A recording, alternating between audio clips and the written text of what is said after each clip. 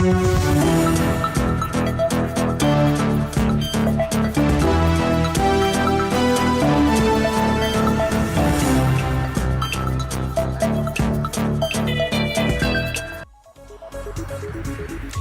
is the 4th day of August 2023 and you're just in time for another edition of News Now. Well, you have so much lined up for you on our bulletin this afternoon. Remember, you can always interact with us on our social media handles indicated at the bottom of your screen. Now, with that said, my name is Dennis Otieno. I trust you're doing well. Welcome to the broadcast. Now, on to our top story this afternoon. The Law Society of Kenya has moved to court to challenge the move by the Kenya Revenue Authority, KRA, to backdate the fees on the Housing Levy Fund from salaries of employees in the country. The lawyers want the court to stay the conservatory orders on the implementation of Housing Fund pending the hearing of the petition. Take a look. Seen the notice that has come from the Ministry of Lands indicating that the fees would be backdated to the 1st of July. We find that as an act of impunity because from the 1st of July, there were court orders that stopped the implementation of the fund. And so therefore, considering that this is a levy that is collected on salaries from the period of 1st of July have already been paid. So therefore, how do you collect and backdate it? It is creating an unreasonable strain on employers who have already paid salaries. And we hope that at least in the first instance, the court will look at the question of the backdating and the difficulties that will cause on both employers and employees. And we will now have to wait for the court to give us direction. Meanwhile, President William Ruto will kick off a 5-day tour of the Mount Kenya region on Saturday, where he will launch development projects and make several stopovers, confirming the president's detailed visit to the region since he won the presidency. State House spokesman Hussein Mohammed said the tour will kick off at Githurai, where he will commission the Githurai water project, the development of Githurai market. Now the president will later proceed to Kirinyaga and Nyeri, where a number of meetings and projects have been lined up, and finally his first meeting at the Sagana State Lodge. The development tour begins tomorrow on Saturday, 5th August 2023. The President will kick off the tour in Githurai, Kiambu County, where he'll commission the Githurai water supply project. The project will supply about 35,000 cubic meters of water per day to serve over 500,000 residents of Ruiru, Githurai, Mwihoko, and Kahawa, and will provide water connections to about 8,400 people.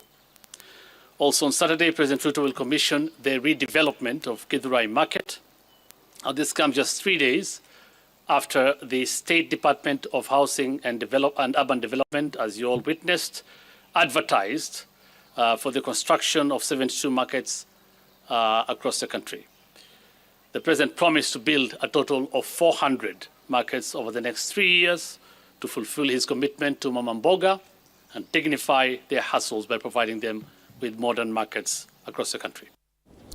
Kitui and Nairobi City County governments are exploring possible inter-county tourism exchange collaborations with a view of realizing the sector's full economic potential. Now, speaking during a meeting between the Kitui County Governor, that is Julius Malombe, and a delegation of Nairobi City County government officials led by CECM for Inclusivity, Public Participation and Customer Service, Dr. Anastasia Nyalita, Kitui Governor Dr. Malombe welcomed the move, saying it will attract a lot of tourists. The collaboration aims at mapping and packaging of tourism products in the two counties, as well as modalities of symbiotic collaborations with the private sector, with the help of the Kenya Tourism Board, that is KTB. A lot of tourists could be coming to Kitui, courtesy of Nairobi City County, because they could be referring people who don't want to go very far from Nairobi. They want to go and see something else different from Nairobi, but which is near and which has several things it can offer. We have the Savo East Game Reserve, Game Park, actually it's a game park, but we have Mwingi North, the Game Reserve, and we have South Kitui. It's not Kitui South. South Kitui Game Reserve, which is next to Savo, and we are working together with the Ministry of Tourism, the National Ministry of Tourism, Heritage and Wildlife, headed by our former Deputy Governor here, Penina Malonza.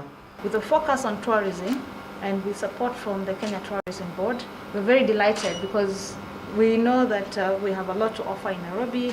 It's the hub, it's a transit area. But what do people do outside of? Those people want to have a taste of the countryside. So this is where Kitui comes in. And ours is to ensure that we support with Kenya Tourism Board, and this is the reason that we had this particular exercise, is that we have that collaboration. So that for the products and unique offerings that you have in Kitui County, for the products and offerings that you have within the Nairobi City County, then there is collaboration. And still on a symbiotic relationship, now from tourism to the armed forces and the community, where the Kenya Defence Forces has initiated a program to build a good relationship between themselves and the community of Mukonombi, especially the youth, through games and counseling. According to the chairman of the Peace Committee in Lamu County, Joseph Kamu, the exercise will reduce the hostility that exists between the two parties and improve the performance of the security department. The exercise was also mentioned as the best way to improve peace through locals giving reports to the security personnel so as to deal with criminals. Dhumuni letu ni kuhakikisha tunaleta uhusiano mzuri between raia na wanajeshi, kwa sababu hapa kuna kambi ya jeshi na hapa kuna raia. So tumeweka hii match hapa ili tuelete ule uhusiano, wao wakae pamoja, wazungumze, hao ongee shida yao ni nini, hao ongee shida yao ni nini, kwa sababu kama jeshi haiwezi fanya kazi bila raia na raia na hawezi kuishi bila jeshi. Tumeona kuna gap, kuna uadui kidogo, unakuta raia wanaogopa askari, yani kama hawaaminiani, hakuna kuaminiana sana. Kwa sababu yetu tujenge daraja kuonyesha kwamba mwananchi aweze kufahamu kazi ya usalama ni kuwalinda wao na wako kwa ajili yao, na aweze kufahamu kwamba ni mtu kama wao, ni kijana wao, ni familia, ni jamii moja. Kwa hiyo itaweza kusafisha mawazo na fikra za jamii, kuonyesha kwamba hao ni jamii zetu, ndugu zetu, na wako kwa ajili yetu. Hii inaleta uhusiano mzuri kati ya multi security agency and the people, sana youths tukiwa engage, jinsi tumewa engage, wao wako na ufahamu, they have the knowledge, so they cannot be lured into joining those prohibited groups. So inatusaidia kama jamii kuleta kila mtu pamoja, kwa sababu usalama ni sisi wote, inaanza na wewe alafu mimi. So wakiletwa pamoja, huwa tunashirikiana, tunaongea, kama wako na maneno wanapata ka training, baadaye tunapata ujumbe. Quite a good way to build peace between the armed forces and the community. Now, moving on to an unfortunate turn of events in Kericho County, where 3 people continue to receive treatment at the Kericho Referral Hospital after they fell in a pit latrine at Kapsoit area of Kericho County. Confirming the incident, Belgut of CPD Minor Kibathi said the incident happened around 7 o'clock this morning. Kibathi noted that investigations are still ongoing to determine the cause of the incident. Leo asubuhi mwendo wa saa 1 tulipata ripoti ya kwamba iko show na bathroom imeporomoka hapa Kapsoit. Tukakimbia hapa kuja kuangalia ni kitu gani imefanya. Kwamba iko watu walikuwa wameingia ndani ya hiyo show, na tukisaidiana na wananchi hapa na watu ya disaster management